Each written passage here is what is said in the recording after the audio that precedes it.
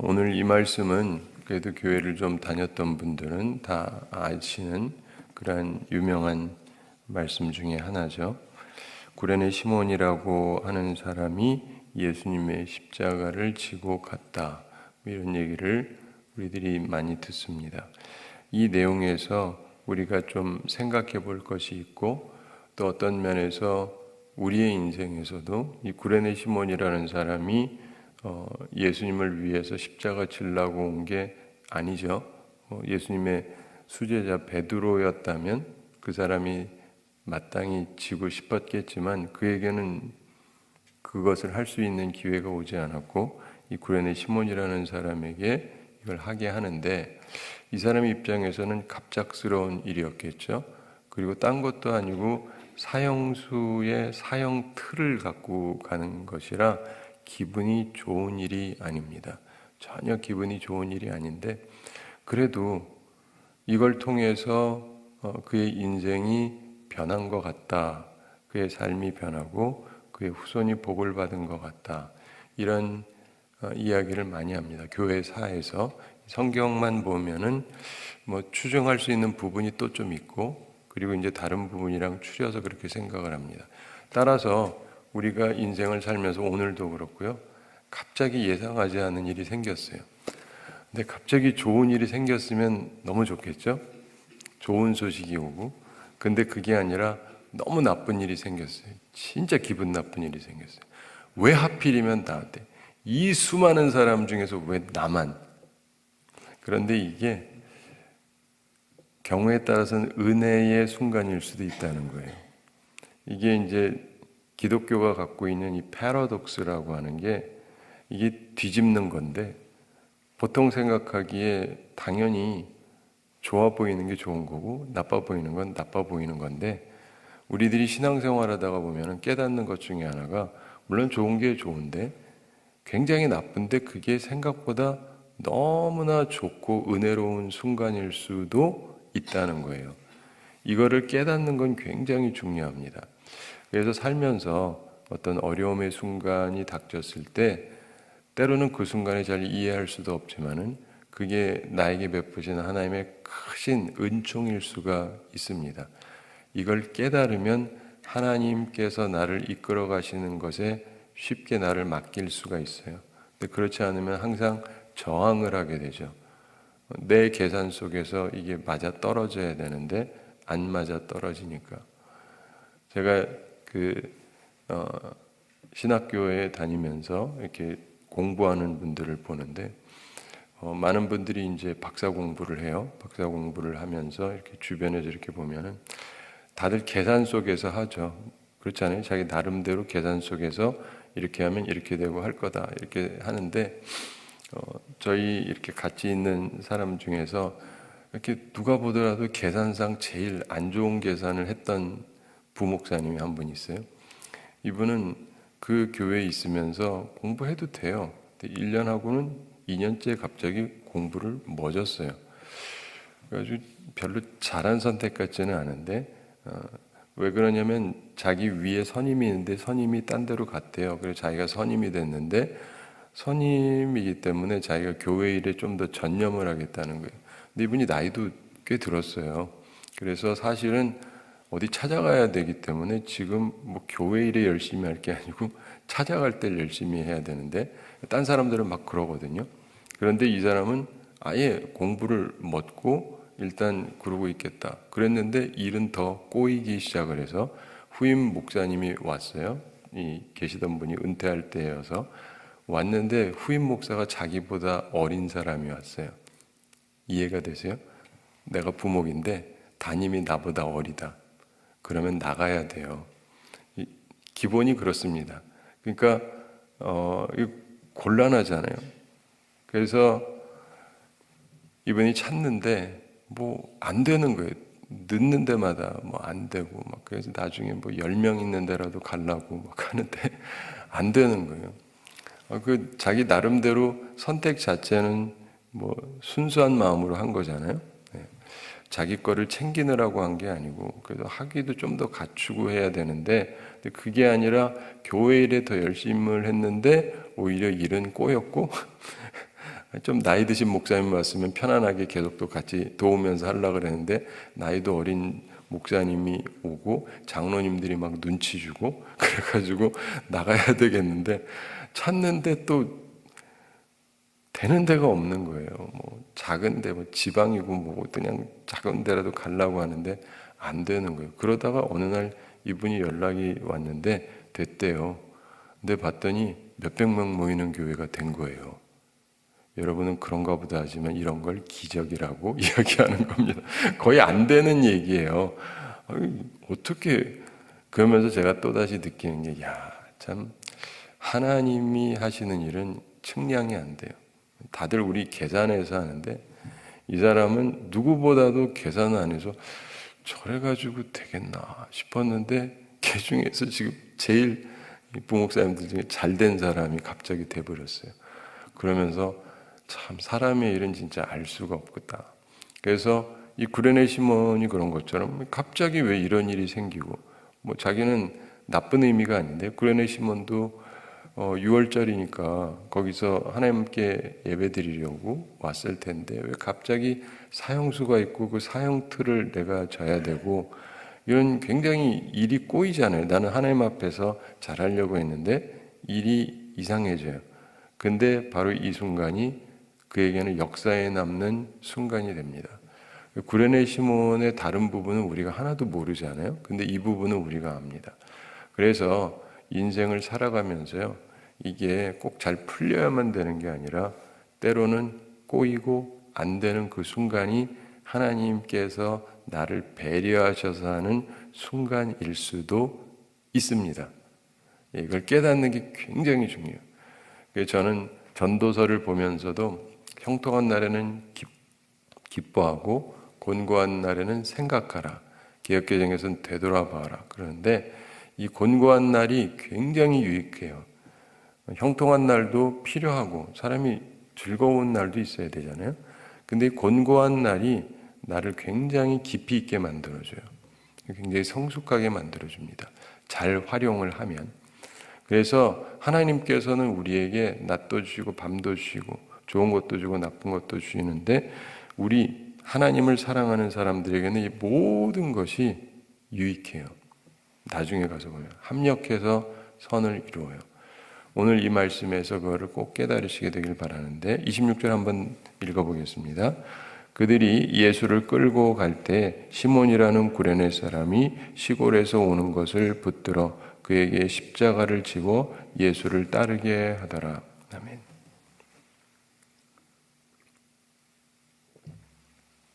그들이 예수를 끌고 갈 때 십자가 사형 언도가 내려졌습니다.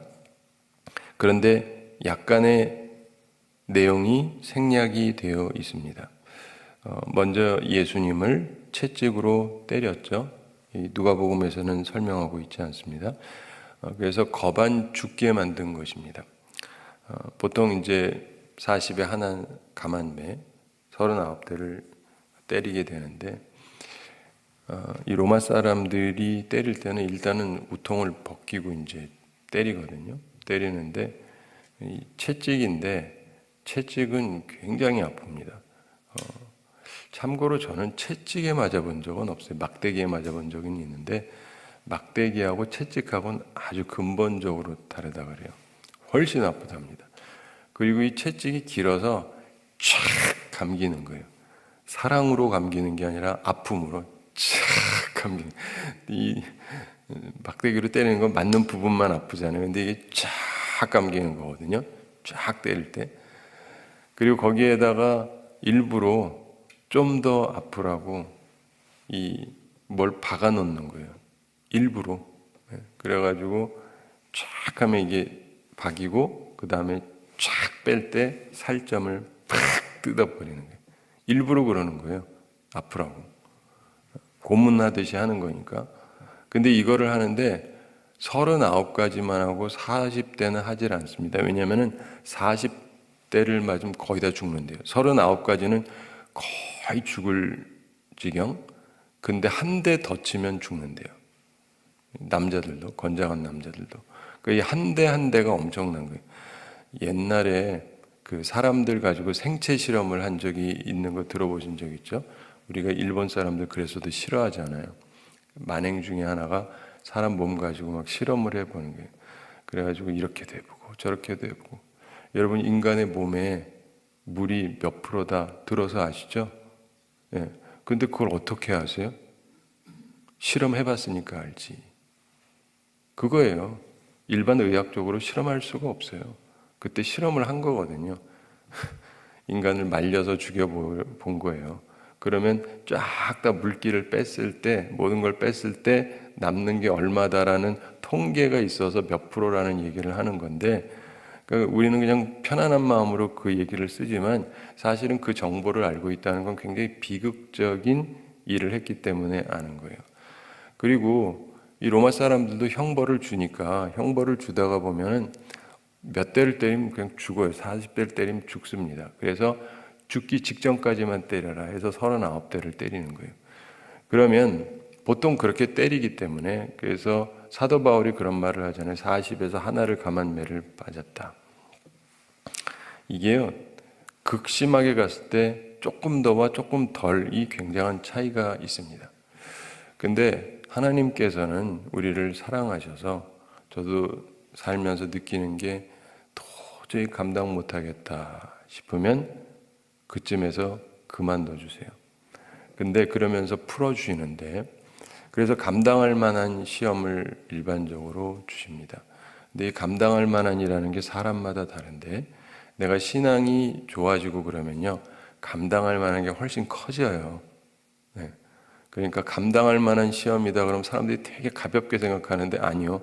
감당할 만하다는 건 굉장히 어렵다는 뜻이에요. 단지 못 감당하지는 않는다는 것일 뿐이지. 이해가 되세요? 그래서 어떤 분들은 그걸 가지고 다 별거 아니라는 식으로 그 말이 아니에요. 절대로 가볍지 않습니다. 가벼우면 뭐가 그게 시험이겠어요. 근데 이 감당을 할 수는 있어요. 그런데 하나님께서는 자비로우셔서 어느 선에서 멎으시는데 인간은 이걸 하는 이유가 뭐냐면은 죽이지 않으면서 죽음 못지않은 고통을 굉장히 오래 느끼게 하려고 그러는 겁니다. 사람이 구타를 한번 심하게 당하잖아요. 금방 회복이 안 됩니다. 금방 회복이 안 돼요. 굉장히 오랫동안 고생을 하죠. 그래서 뭐 누구한테 싸우다가 몇 대 맞았으면 뭐 전치 몇 주 뭐 이런 얘기들을 하는데 그런 거하고는 상대가 안 되는 거예요. 근데 그리고 나서 십자가를 지고 가는 거예요. 그러니까 온몸이 피투성이가 돼가지고 피를 줄줄줄 흘리고 있으셨겠죠. 십자가에 달려서 이게 못이 박혀서 피가 흐른 게 아니고 채찍에 맞아서 온몸에서 몸이 흐르고 있었다로 생각하는 게 조금 더 맞습니다. 십자가에 달려서 돌아가실 때는 이 못자국으로 해서 피가 많이 나오지 않습니다. 왜냐하면 십자가는요 본래 피를 많이 흘리게 하는 게 아니에요. 그렇게 고안이 된 거예요. 피를 많이 흘리면 금방 죽잖아요.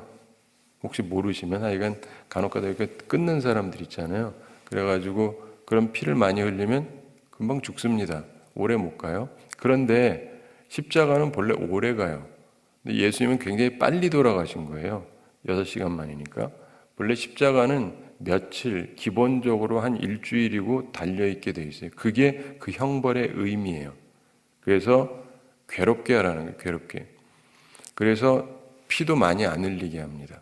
피 많이 나는 데다 박지를 않아요. 피 잘 안 나는 데다 박죠. 그래가지고 오래 달려있게 만드는 거예요.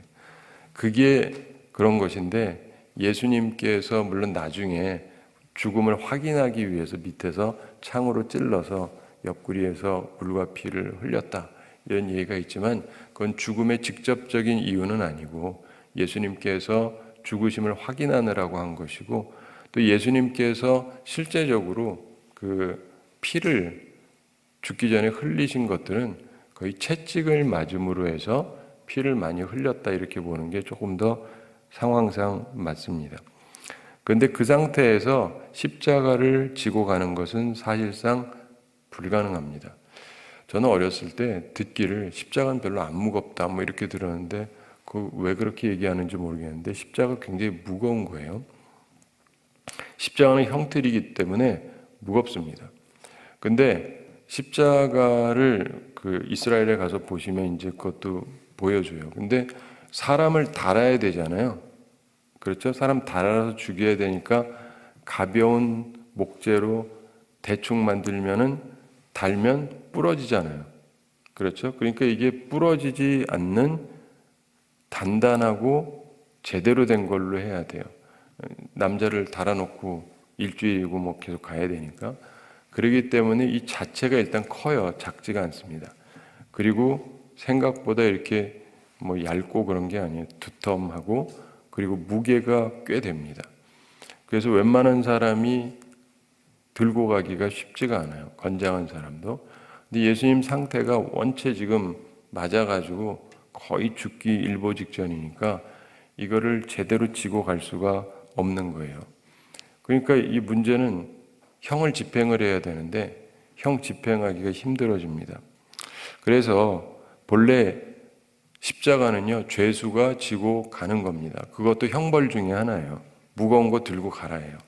그리고 밑에서 골고다 언덕으로 가기 때문에 이게 올라가는데 이제 가보시면 아시겠지만은 그냥 걸어가는 것도 힘들어요. 사람에 따라서는. 올라가는 거니까. 굉장히 높은 데는 아니지만 그래도 언덕을 올라가는 것이 뭐 손쉬운 일만은 아니죠. 근데 이거를 일부러 형틀을 지고 올라가게 합니다. 그래서 예수님이 십자가를 진 거예요. 그래서 지고 가는 건데, 그런데 몸 상태가 죽기 일보 직전이어서 힘이 겨워서 계속 지고 갈 수가 없었다는 것입니다. 예수님께서 십자가를 지고 가다가 넘어졌어요. 너무 힘드니까. 그래도 지고 가시는데, 그리고 넘어집니다. 뭐 불평하시지도 않고 계속 지고 가시는데, 하여간 넘어지고 하다 보니까 군병들 입장에서 보면은 이게 시간이 끌리면 사람들은 대부분 그래 굉장히 이기적이잖아요. 이거 빨리 달아놓고 끝내야 되는데 이게 안 가니까 이런 생각을 했겠죠. 책임 맡은 백부장이 누군가 대신 메고 갈 사람을 찾았습니다. 주변을 돌아봤을 것입니다. 그 당시는 그러던 시대였거든요. 오늘날에는 그렇게 하면 큰일 나죠. 인권 어쩌고 하면서. 그러나 그 시대는 다른 시대예요. 그래서 예수님 말씀하실 때 누가 너희더러 오리를 가자 그러면 십리를 가자. 이 얘기가 일반적인 얘기가 아니에요. 그 시대적인 얘기입니다. 그래서 그 시대에는 로마 군병이나 이런 사람들이 오리를 가자. 그건 같이 걸어가 달라 이런 게 아니에요. 이거 내 군장 가지고 와 따라와. 내 군인의 물품들 있잖아요. 이거 들고 따라와. 이런 얘기예요. 그러면 하고 싶습니까? 하기 싫죠. 하기도 싫지만 또 그 당시에는 로마가 이스라엘을 지배하고 있으니까 일종의 이 애국심을 갖고 있는 사람들은 그걸 하기가 더 싫은 거예요. 우리로 치면은 일제시대에 일본 순사가 이거 갖고 따라와 이렇게 얘기하면은 저항을 해야 좀 의식이 있다고 느껴지기가 쉽죠. 그러면 저항을 하는 사람들이 꽤 있었다 그래요. 그러면 이 사람들은 권리가 있어요. 군인들에게 죽여도 돼요. 그 당시는. 지금은 아니고. 그러니까 죽이고 싶은데 이 군인들이 뭐 다 착한 게 아니잖아요. 그 당시 뭐 사람 죽이고 하는 게 뭐 이렇게 대단한 짓 안 했으니까. 그래서 죽여도 상관이 없어요. 아무 처벌을 받지 않습니다. 즉결 처분으로 죽여버려도 돼요. 그 죽는 사람들이 생기는 거예요. 예수님이 그 얘기한 거예요. 괜히 죽지 말아라. 네. 이해가 되세요? 그러니까 아무나 나 할 일 없는데 나랑 오리 가자. 주님이 그랬으니까 가자. 이게 아니고 진짜 악한 사람들이 있어요. 악한 사람들. 자기 권력을 가지고 못된 짓을 하는 거예요. 근데 문제는 이 사람 말을 안 들으면 날 죽일 거예요. 그때 어떻게 할 거냐? 나는 죽겠다. 이러지 말고 그냥 들어줘라. 같이 가라. 가자는 것보다 2배를 더 가져라. 생명을 아무데나 걸지 말아래요. 주님께서 말씀하시는 가르침을 보면요. 생명을 굉장히 사랑하시고 존중하십니다. 그러나 필요하면 일사각오는 가져야죠. 그러나 아무 데서나 그러면 안 돼요. 주님의 가르침을 보면서 우리가 생각할 게 있습니다. 많은 사람들이 악인하고 막 싸우고 그러는데 그 지혜롭게 잘 하실 필요가 있다는 것이죠. 근데 어쨌든 그래서 그 중에서 누구더러 하라 그랬겠습니까? 여성한테는 당연히 안 하고, 남성인데 남성 중에도 보면 비실비실해 보이는 사람한테는 안 시키겠죠. 왜냐하면 일이 안 될 테니까. 성경에는 그런 표현은 없지만 분명히 뭐 키도 크고 체격도 좋고 힘도 좀 쓸만한 남자 이렇게 딱 봐가지고 이 사람이다 해가지고 이리 와 했을 거예요. 근데 어쨌든 평상시에는 키도 크고 체격도 좋고 힘도 쓰는 게 좋지만 지금 상황에서는 좀 슬픈 상황일 수 있죠.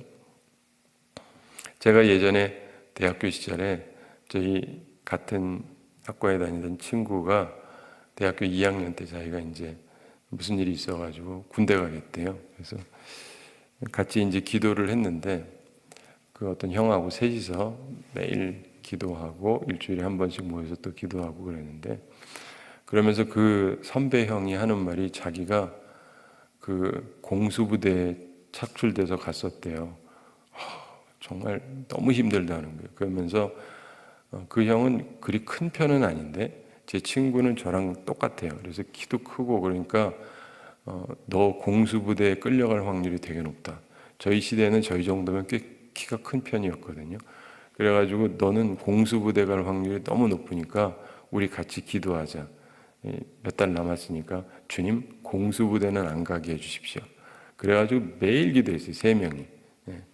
하루에 한 30분씩 서로를 위해서 기도해 주면서 한 일주일에 한 번은 또 모여서 같이 합심 기도하는데, 그 친구를 위한 기도 제목은 그냥 딱 하나예요. 공수부대는 안 가게 해 주십시오. 그래서 어떻게 됐을까요? 공수부대 갔어요. 저는 옛날부터 어려서부터 느끼는 게 기도는 열심히 하는데 안 들어주시는 경우도 하도 많이 겪어서 해주신 경우도 있어요. 근데 이 경우는 우리가 그렇게 기도했는데 얘가 끌려간 거예요. 그래가지고 나중에 물어봤습니다. 어떻게 된 거냐 그랬더니 이렇게 줄을 세운대요. 줄을 세우는데 키 큰 애들 이렇게 쭉 세우고 거기서 여기부터 여기까지 가. 그럼 가야 되는 거래요. 근데 그 선배는 어떻게 갔냐면은 거기 껴 있었대요. 제일 큰 편도 아니었는데 귀찮으니까 여기서부터 저기까지 가. 그럼 가는 거예요. 그래서 가기도 하고 어떤 사람은 체격이 좋아서 가기도 하고 하여간 가는데 얘가 고생을 얼마나 했겠습니까? 보통 사람들은요 군대 갔다 오면요 뭔 할 말이 그렇게 많은지. 한국 사람들 군대 얘기 나오면은 파장이라 그래요. 서로 지 얘기하겠다고 남자들마다. 근데 얘는 군대 얘기를 안 해요. 이유가 뭐냐면 진짜 고생한 사람은요 얘기 잘 안 해요.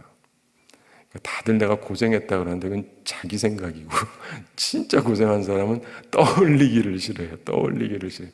내가 자꾸 물어보면 그냥 어쩌다 하나 이렇게 얘기해주고 막 그러는데 얘기를 막 안 해요. 근데 보면은 그렇게 힘들게 지내고 나서 나중에 얘가 미국을 유학 가면서 하던 말이 있습니다. 공수부대에 갔던 게 하나님의 은혜였다고. 자기는 은혜였다는 거예요. 거기를 가서 배운 게 있다는 거예요. 사람이 맘먹으면 못하는 게 없다. 그 정신을 아주 그냥 박아준 거예요. 맘먹으면 못할 게 없다. 매일 밤 눈동자 훈련부터 시작해가지고 눈 뜨고 눈 감지 말고 깜빡거리지도 말고 그러면서 눈물이 나올 때까지 눈을 뜨고 있어요. 지금 생각해 보세요. 해보세요. 그거 잘 안 돼요. 매일 저녁 안 되니까 얘네들은요 눈빛 자체가 달라요. 눈빛 자체가. 근데 하여간 그 밖에도 수많은 것들이 있는데 참 힘들긴 했지만 우리가 기도했던 걸 하나님이 들어주지는 않았지만 지나고 나서 봤더니 이게 너무 크게 유익이 됐다는 거예요. 자기 스스로가. 그러니까 하나님께서 정말 좋은 거를 주셨던 거죠. 자기는 이것만큼은 피하고 싶었는데 근데 이게 자기를 살아갈 수 있는 힘이 되게 만들어줬던 거예요. 인생은요 사실 그래서 아무도 모릅니다. 사람들은 부모들 입장에서 애 고생 안 시키려고 막 그러는데 그런데 하나님께서는 정말 좋으신 분이라 필요하면 지나게 하세요. 근데 그게 우리에게 도움이 되는 거죠. 자, 그들이 예수를 끌고 갈 때 시몬이라는 구레네 사람이 이런 말씀이 나오죠. 이스라엘이 아닌 외국에서 왔다는 뜻입니다. 구레네 사람이라는 말에서 오늘날 트리폴리인이라고 구레네에서 온 사람인데 이름이 시몬입니다. 흔한 이름인데 시몬이라는 이름 자체는 베드로도 본래 이름이 시몬이었죠. 그는 아마도 유대인으로서 유월절을 예루살렘에서 지내려고 온 것이 아닐까 이렇게 학자들이 생각을 합니다. 그런데 체격이 좋았을 테고 로마 군인의 창날이 그 사람 어깨에 닿았을 것입니다. 이봐 탁. 그는 이제 실컷 죄수의 십자가를 져야 했던 것입니다. 그리고 시골에서 오는 것을 붙들어 이렇게 얘기하죠. 근데 여러분 이 시몬의 기분을 생각해 보십시오. 생애 아주 소중한 꿈을 이루려고 예루살렘에 왔습니다. 그런데 죄수의 십자가를 지고 갈보리로 가야 하는 자신의 처지를 발견하게 됩니다. 참 수많은 사람 중에 왜 나 혼자 진짜 이런 이상한 일을 겪어야 되나. 그런데 그에게 십자가를 지었다 이렇게 돼 있죠. 우리가 보면은 예수님께서 이렇게 걸어가셨을 것이다 라고 추정하는 길이 있습니다. 근데 이 무거운 십자가를 지고 가려고 하기에는 조금 경사가 높고 멀다고 볼 수 있습니다. 십자가는 치욕의 상징이죠. 그는 갑자기 비참해진 자신을 느꼈을 것입니다. 거리가 있는데 치욕스럽게 가는데 그거를 자기가 들고 가는 거예요. 자기가 죄인도 아닌데. 그리고 예수를 따르게 하더라 이렇게 말씀합니다. 근데 그가 갑자기 따르게 된 예수님이 앞서서 힘들게 걸어가셨겠죠. 그리고 그는 그를 따라갑니다.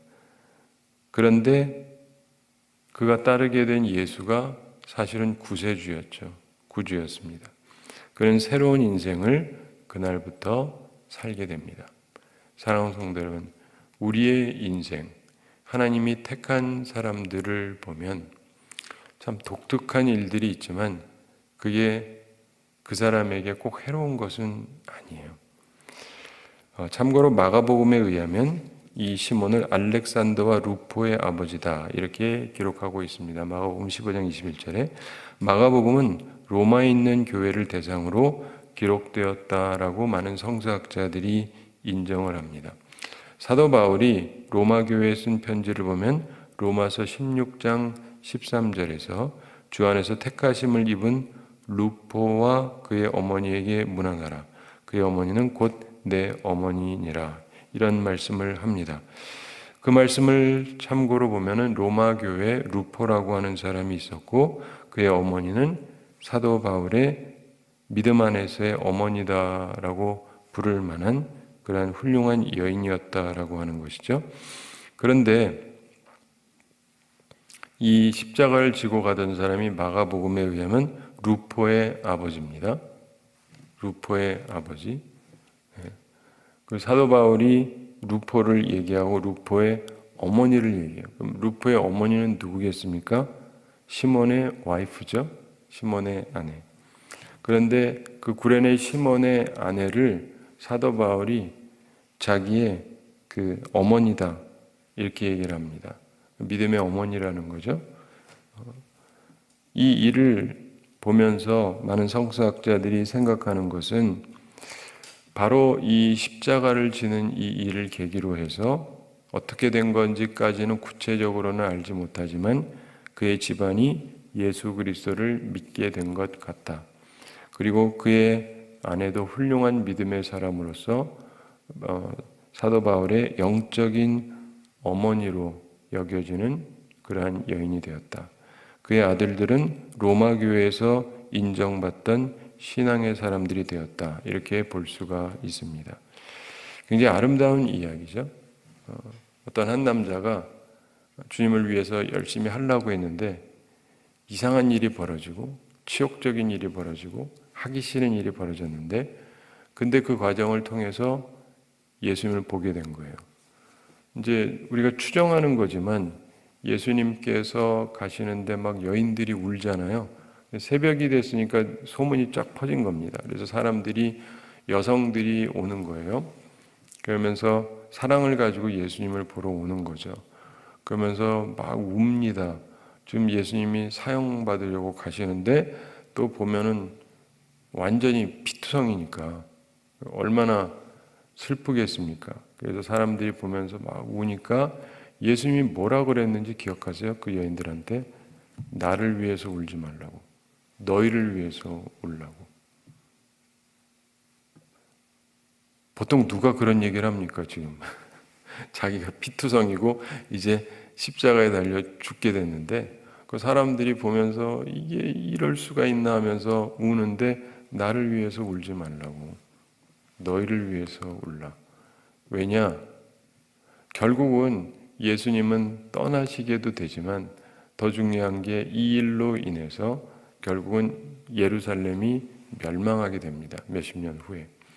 그렇기 때문에 나라가 망할 건데요. 너희 후손과 너희 스스로를 위해서 우는 것이 합당하다. 날 위해서 울지 말아라. 많은 사람들이요, 미래를 몰라요. 불쌍한 분이 이분이라고 생각하는데 그게 아니라 불쌍한 건 나와 내 가정, 내 후손일 수 있습니다. 그들은 모든 것을 잃게 되죠.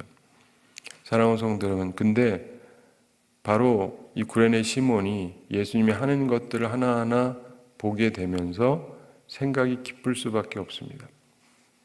참 뭔가 다른 사람이다라고 느꼈겠죠. 그리고 그도 아마 예수님에 대해서 이전부터 들었을 수도 있겠죠. 근데 그 모든 과정을 통해서 그가 새로운 한 인물을 만나게 된 거예요. 그리고 보통 사람이 아니라는 걸 알게 되고, 그리고 그가 예수님의 처형 사건을 어디까지 봤는지는 알 수 없지만 만약에 봤다라고 한다면 혹은 들었다라고 한다면 그는 인생이 크게 변화됐을 것입니다. 심지어 백부장조차도 나중에 뭐라 그럽니까? 그는 참으로 하나님의 아들이었도다. 백부장은 그냥 처벌하는 사람이에요. 별 마음이 없는 사람이에요. 근데 그는 참으로 하나님의 아들이었도다 라는 고백을 하잖아요. 그래서 그걸 본 사람들은 이게 마음이 향하는데, 그러나 오해하지 마세요. 본 제사장들, 장로들은 아무도 변하지 않았어요. 잘 죽었다지. 그러니까 악질은요, 끝까지 악질이에요. 근데 하나님이 택한 사람들은요, 어떤 때가 되잖아요. 변화가 생겨요. 마음에서. 내 생각에 전환이 오는 거예요. 여러분들에게도 그게 꼭 있으셔야 됩니다. 저도 항상 그 생각을 하는데, 내가 옛날에 갖고 있던 생각을 그대로 계속 갖고 있다라는 것은 한 가지 분명한 건 내가 전혀 발전하고 있지 않다는 거예요. 발전하면 내가 완벽하지 못한데 옛날 생각을 그대로만 갖고 있다면 그냥 그거 그대로인 거예요. 제가 이걸 특별히 어떻게 하냐면 성악을 했었기 때문에 아는데, 대학교 가면은 서울대 성악과니까 다들 잘 부른다고 하는데 그 중에서도 잘하는 사람들이 있어요. 근데 그 중에서 어떤 사람들을 보면은요, 혼자 잘났어요. 다 알아. 자기가 제일 잘하는 줄 알아요. 잘해요. 근데 거기에서 멎어 있어요. 왜냐하면 내가 생각하기엔 나를 발전시킬 게 없으니까. 그런데 자신의 부족함을 느끼고 계속 배우려고 하는 사람이 나중에 보면은 진짜 잘하는 사람으로 떠요. 차이가 확연해요. 자세가 어떠냐예요. 우리 속에 겸손함이 있으면 진정한 배움이 있어요. 단순히 학위 갖고 이러는 게 아니라 진정한 배움이 있어요. 근데 그렇지 않으면요, 자기 혼자 껍데기는 있죠. 괜찮은 것도 갖고 있고, 그러나 발전이 없어요. 말씀을 맺으면서 우리가 생각할 게 있습니다. 어느 날 갑작스럽게 기대하지 않았던 나쁜 일이 닥칠 수 있습니다. 그런데 알고 보면 그 기분 나쁜 일은 은혜로운 일이고 내 인생을 빛나게 해주는 사건일 수도 있다는 것을 이 본문을 통해서 우리가 보게 됩니다. 우리가 어제 저희 교회에서 노회를 했는데, 노회를 하겠다 그때 저는 이제 마음이 좀 솔직히 별로 편치는 않았어요. 왜 그러냐면 하는 것 자체가 나쁜 건 아니고 저는 섬기는 걸 싫어하지 않는데 우리 능력으로 조금 벅차다 하는 게 있어요. 사실 우리 교회보다 좀 더 커야 돼요. 그래서 주차장 시설부터 해서 친교 시설부터 해서 모든 걸 좀 더 갖춘 상태면 모르겠는데, 저희 교회도 뭐 조그만 교회는 아니지만 그렇지만 노회를 개최할 정도의 규모라고 보기는 조금 어렵습니다. 근데 대신에 그래도 할 수는 있어요. 예전에 우리 원로 목사님 때 한 번 했는데, 왜냐면 그때는 원로 목사님이 노회장이었거든요. 노회장이니까 한 번 하는 게 합당하죠. 근데 저는 노회장이 아니에요. 부노회장도 아니에요. 서기도 아니에요. 부서기도 아니에요. 회록서기도 아니에요. 부회록서기도 아니에요. 쉽게 말해서 임원이 아닙니다. 근데 왜 내가 해야 돼요? 무슨 말인지 아세요? 왜 날더러 이 십자가를 지라고 하느냐? 질 사람이 져야죠. 이해가 되세요? 그런데 어쨌든 좀 해달라고 요청이 왔습니다. 아, 이거 해야 되나? 근데 당회에서도 얘기를 했더니 또 하재요. 뭐 요청 왔으니까 하재요. 장로님들은 하고 싶으신가 봐요. 그래서 알겠습니다. 그럼 하십시다 하고 했는데, 결정은 했지만 이거 일을 잘 못하면은 이거 완전 욕 바가지로 먹거든요. 준비가 안 돼 있다고. 그래가지고 해야 되는데 주차 문제를 해결해야 되니까 이게 얼마나 골치 아픈지, 그 다음에 밥 먹는 문제도 해결을 해야 되는데 얼마나 골치 아픈지. 그래서 보니까 우리 교회에서는요, 수백 명이 먹을 수가 없어요. 그냥 먹는 다음에 여기까지 들어와서 먹어야지. 그래서 그렇게 하면 안 되잖아요. 그리고도 그게 영 될 일이 아닙니다. 그래서 이번에 제가 하나하나 제대로 좀 더 살펴보게 됐는데, 그래가지고 한 250명을 바깥에서 먹게 하는 형태로 준비를 했어요. 여기는 한 150명 정도 먹을 수 있도록. 그거 하느라고요, 장소 찾고 실제 먹어보고 주차까지 다 봐야 돼요. 안 그러면 욕먹잖아요. 아무 데나 가라고 할 수는 없죠. 사전 답사를 해야 되거든요. 시간이 엄청 가고 힘들기도 하고, 어떤 데는 갔다가 여긴 아니다 하기도 하고, 뭐 이렇게 하면서 나름대로 이렇게 준비를 해놓고, 그리고 나서 그 다음에 주차장도 계속 하는데 굉장히 어려운 게, 예전에 저 스타필드에다 하고 왔대요. 그런데 좀 머니까 이 앞에 학교에서 하면 좋은데 한 번도 거기서 허락해 준 적이 없는데 이번에 해주겠다고 그러셨어요. 교감 선생님이. 참 재미있는 것은 그분은 교회를 안 다녀요. 근데 해주겠대요. 부인이 교회를 열심히 다닌대요.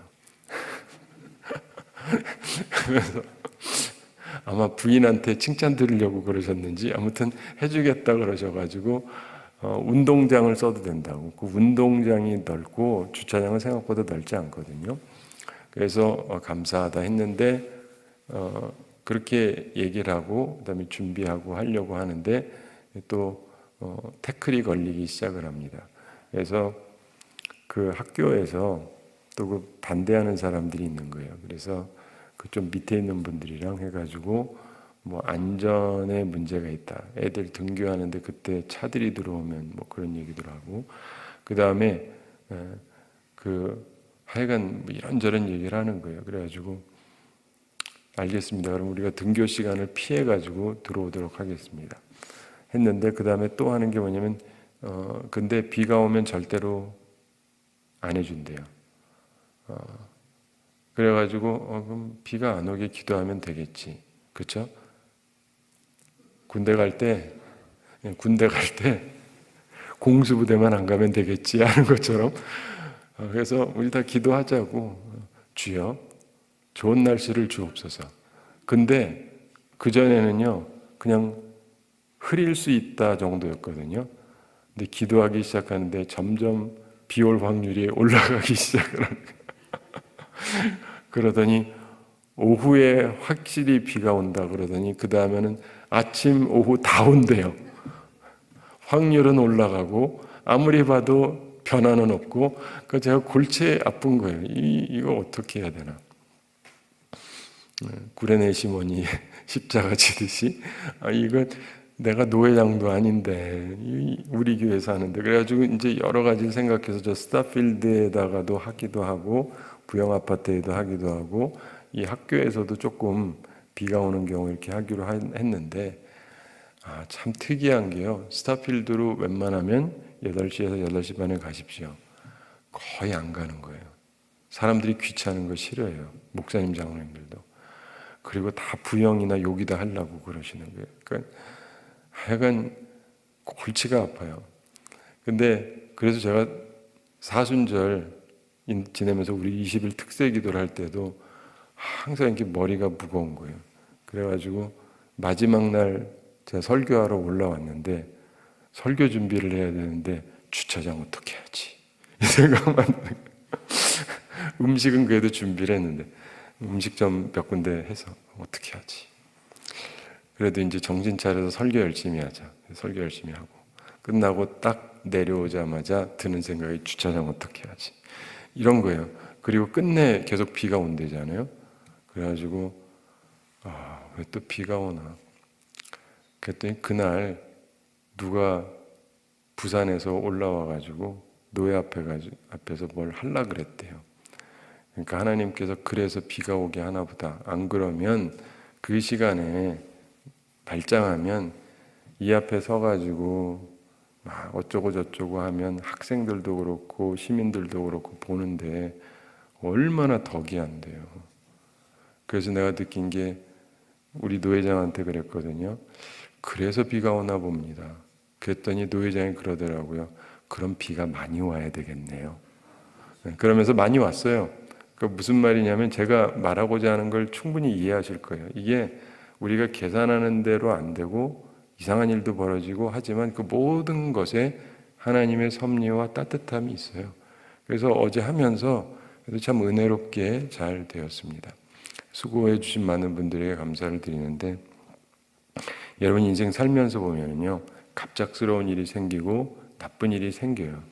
근데 그게 꼭 나쁜 일은 아닐 수 있는 거예요. 전 옛날부터 그걸 깨달아서 그걸 잘 적용하려고 그러는데 기도했고 안 되고 꼬이는 거는 이게 나쁜 게 아니에요. 기도 안 해서 꼬이는 건 나쁜 거예요. 그렇지만 기도까지 다 하고 최선을 다하고 하는데 일이 꼬인다. 이 경우는 뭔가 하나님의 더 좋은 이유가 있는 거예요. 우린 다 알지 못하니까. 근데 그런 면에 있어서 우리는 하나님의 사랑하심과 하나님의 인자하심 그리고 그분의 모든 것을 아심을 기억하면서 성실하게 살아가야 됩니다. 사랑하는 성도 여러분, 오늘도 혹은 미래에도 어떤 일이 있다 할지라도 주님의 사랑을 기억하고 또 주님을 바라보면서 온전하게 나아가게 되기를 바랍니다. 내가 질 것도 아니고 주님의 십자가까지 지는 구레네 시몬. 근데 그게 사실은 그의 인생의 최고의 순간 중에 하나였고 주님의 일을 돕는 일이었고 그래서 그가 기억되어지는 사람이 되잖아요. 그걸 생각하면서 주님 앞에서 불평불만하지 말고 주님께서 주신 모든 상황에 대해서 범사에 감사하면서 하나님께 영광 돌리며 살아가는 우리 모두가 되기를 바랍니다. 우리 함께 기도하겠습니다. 사랑의 하나님 아버지, 우리를 사랑해 주시고 오늘도 저희에게 귀한 말씀 주심을 감사드립니다. 구레네 시몬이 예수님을 만나고 예수님의 십자가를 지고 올라갔던 짧은 내용을 다시금 살펴보게 해주심을 감사합니다. 우리들의 삶에도 내가 계획했던 좋은 일들 이게 다 흐트러지고 또 내가 하려고 하던 것들을 이루지 못하고 이상한 일에 꼬여버리고 이상한 일에 엮이고 그러면서 내가 짐을 져야 되고 또 복잡해지는 상황이 있을 때 그것이 사실은 하나님의 배려일 수 있다는 것을 깨닫게 해주심을 감사드립니다.